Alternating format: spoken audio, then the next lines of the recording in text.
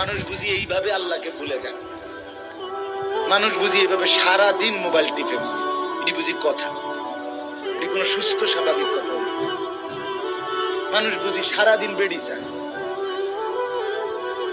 এত বেড়ি চাইয়া করবা কি ভাইয়া? এত বেড়ির দরকারটা কি তোমার? কয় হাজার মহিলা তোমার সারবো? কত নর্তকী দরকার তোমার? এই পৃথিবীতে কোটি কোটি মানুষ প্রতিনিয়ত 60 বছর, 70 বছর, 90 বছর একজন পবিত্র হালাল স্ত্রী দিয়ে জিন্দেগি চালাচ্ছে না? কথা বলেন না কেন? যে তুমি এত নারী দেখে কি করবা? কি করবা? আর একটা নির্দিষ্ট সময়ে এত কোটি কোটি মানুষ যেহেতু প্রতিনিয়ত বিয়ে করছে, আল্লাহর পক্ষ থেকে একজন হালাল স্ত্রী মিলে যাচ্ছে, তো তোমার জন্য মিলবে না কেন? একটু অপেক্ষা করলে অসুবিধাটা কোথায়? কথা বলেন, একটু একটু অপেক্ষা করলে সমস্যাটা কি? একটু সবর করলে অসুবিধাটা কি ভাইয়া? তুমি যদি একটু চরিত্রটা হেফাজত করো, বিনিময়ে যদি একজন পবিত্র স্ত্রী পাও, খোদার কসম দুনিয়াটা জান্নাত হয়ে যাবে।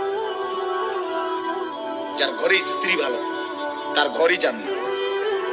আর যার বেড়ি খারাপ, যার বউ অসৎ, চরিত্রহীন, বেপরদা, বেহায়া, যে বেড়ি নিজের স্বামীরে নিজের শরীর রূপ যৌবন দেখানোর চাইতে রাস্তায় দেখানোটাকে বেশি পছন্দ করে, খোদার কসম তার ঘর জাহান্নামের টুকরা, জাহান্নামের টুকরা, জাহান্নামের।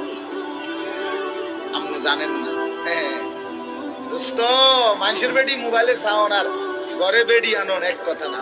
মনে রাখবা, আমার কথা মনে রাখবা। আমার নাম আনিসুর রহমান। বন্ধুর কথা মনে রাখবা, অচিরেই টের পাইবা চরিত্র যারা নষ্ট করছো, নারী যারা অহরহ দেখছো, উলঙ্গ ছবি, জিনা, ব্যভিচারের দৃশ্য, অবৈধ প্রেম, মেয়ের পিছনে পিছনে হাঁটছো, বিবাহের নামে স্থায়ীভাবে যাকে গ্রহণ করবা দেখবা সে খবিস। কোরআনে স্পষ্ট আছে, আছে কিনা? খবিস, আল খবিসাতু লিল খবিসিন। আল্লাহ বলছে আমি বরাদ্দ দিলাম খবিসের জন্য খবিস। তখন বুঝো, আমি অনুরোধ করছি সবাই এরকম খোলামেলা পরিষ্কার বললো না, আমি বললাম তুমি কষ্ট পাইবা। কবর আখিরাত তো আছেই, দুনিয়ার জীবনও কষ্ট পাইবা। স্ত্রী যার খারাপ, স্ত্রী যার দুশ্চরিত্র, যে মহিলা তার স্বামীকে পছন্দ করে, স্বামী বেচারা যখন সামনে থাকে তখন সাধারণ কাপড় একখান ফুরা থাকে, কিন্তু বাজারে এখান থেকে শুধু মালাই বাঙ্গরা যাবে, এ বুড়ি রেডি হইছে 1 ঘন্টা লাগাই। ঠিক এ বুড়ি জামাই মনে 50 বার কইতেছে আগো সিএনজি দাঁড়াইয়া রইছে, তে বেটা তারা উড়া করতে আছে, তুমি আইও না। না রেডি হয়, এ বুড়ি রেডি হয়, শুধু রেডি হয়, এ বুড়ি রেডি হয়। ওই পাউডারে ডলতে আছে, ফেয়ার এন্ড লাভলি ডলতে আছে, মেকআপ ডলতে আছে, লিপস্টিক ডলতে। কারে দেখাই বাবা? বোন কাকে দেখাইতে যাচ্ছ? বাঙ্গরা বাজারে কে দেখবে তোমার? তোমার স্বামীর চাইতে আপন কে দাঁড়াইয়া রইছে তোমারে বাঙ্গরা বাজারে দেখানোর জন্য? যে দাঁড়াইয়া আছে সে খাড়াইয়া মতে। তোমারে দেখে যে মজা মারবে ওই খাড়াইয়া মতে, ওর কোনো চরিত্র নাই। ও তোমারে পাইলে খাপলাইয়া খাবে, ছিঁড়ে বিড়ে খাবে।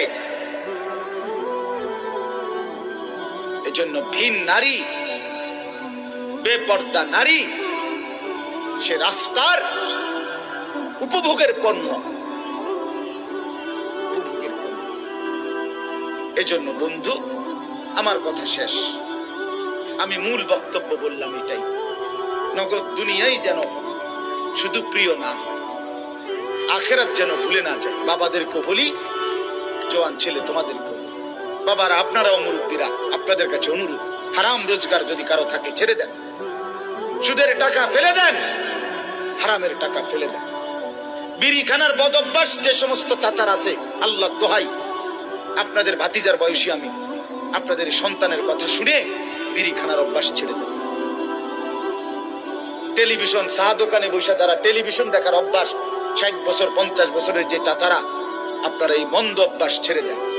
যে বুড়া মানুষ বুড়া বয়সে এখনো বিড়ি খায়, চা দোকানে টেলিভিশন চায়, নাচ গান দেয়, এ বেটা একদম ফালতু লোক, একদম ফালতু মানুষ, বাজে মানুষ, এটা একেবারে ফালতু মানুষ। এবড়া ওরার চাইতে বেশি বেহায়া, কারণ হে তো এখনো অল্প বয়সের বেহায়া, কিন্তু বুড়া বয়সের বেহায়া। এবড়ার অসভ্যতাও তো বুড়ো হয়ে গেছে, কথা বোঝেন না? যে বেড়া টেলিভিশন চায় 60 বছরে, এবড়া টেলিভিশন চাওয়া শুরু করছে গত বছর থেকে। বোঝেন নাই চাচা আমার কথাটা? যে 60 বছর ধরে টেলিভিশন চায়, 60 বছর বয়সে এবড়া টেলিভিশন দেখাটা শুরু করছে আজ 2 বছর, 40 বছর, 40 বছর হইতো না? তাহলে এবড়া তো হেতের তো বেশি দীর্ঘমেয়াদী গুণাগার। ওইতে তো বয়সে 24, এতে 48 বছর দেখবো কেন? ওইতে তো বয়সে 18, সে 60 বছরের সমান যাবে কিভাবে? এই জন্য রাগ হইয়েন না, অনুরোধ করলাম, হায়া থাকলে যদি মনে করেন মরবেন চাচা, তাইলে গুনাহ ছেড়ে দেন। কথায় কথায় কিছু মানুষের অভ্যাস আছে, গালি দেয়, আগ করলেই গালি দেয়, স্বাভাবিক কথাও গালি ছাড়া কইতার না, আর গালি দিয়ে আবার হাসে, উমা কেউ গালি দিলেন, আর এই কথার আস্তাগফিরুল্লাহ, গালি এটা কথার কথা? অপরের মা নিয়া, বোন নিয়া আপনি যা তা বলে ফেললেন, ছি ছি ছি। ছেলেরা তোমাদেরকে বলি, এ সমবয়সী বন্ধু, তোমার বন্ধু, সে একসাথে চলো, সে পট করে তোমার মাকে একটা গালি দিছে, তোমার বোনকে নিয়ে একটা বাজে কথা বলে দিছে, তুমিও হাসি দিলা, তুমিও নির্লজ্জ, সেও নির্লজ্জ। আত্মমর্যাদা যদি থাকে তুমি তার জুতা দিয়ে বাড়ি দিবা, জুতা দিয়ে। যে তুই কেমনে বেটা, মানুষের বাচ্চা, মুসলমানের ঘরে জন্ম নিয়ে তুই এইভাবে মা বোন নিয়ে গালি দিতে পারলি কেন? কেমনে বললি? হাসতে হাসতে মানুষ গালি দেয়, এটা কথা হইল কোন? এটা কথা হলো? ওই যে ওই যুবক কি বলছে, আমার মায়ের সাথে কেউ এটা যদি করতে চায় অপকর্ম, আমি তাকে তরবারিতে গর্দান ফেলে দেব, বলে নাই? এটা আত্মমর্যাদা সম্পন্ন যুবক। নবীজি শুধু তার বিবেকটা জাগায়